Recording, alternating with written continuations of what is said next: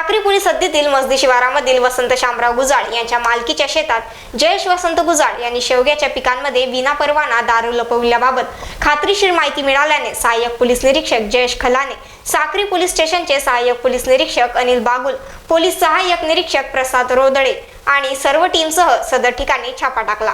या छाप्यात 39,27,000 रुपयांचा विनापरवाना दारूचा साठा जप्त करण्यात आला आहे। याआधीही साक्री पोलिसांनी मसदी शिवारात 4 जानेवारी रोजी 77,20,000 रुपयांचा वाहनासह जयेश गुंजाळ यांचा विनापरवाना दारूचा साठा दबंगगिरीने पकडला होता। जवळपास साक्री पोलिसांनी आठवड्याभरात 1 कोटीहून अधिक विनापरवाना दारूचा माल जप्त केला आहे।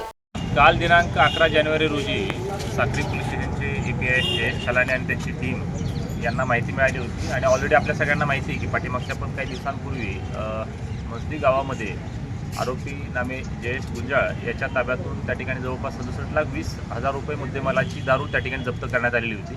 त्याच्याच सखोल तपासाच्या अनुषंगानं जेव्हा सदर जो इसम आहे त्याचं जे शेत आहे त्या शेताची आम्ही जेव्हा झडती घेतली तर त्या झडतीमध्ये देखील आजही एकूण जवळपास 39,27,000 रुपयाचा मुद्देमाल, त्याच्यामध्ये 2 वेगवेगळ्या प्रकारच्या ब्रँडची देशी दारू त्या ठिकाणी आढळून आलेली आहे।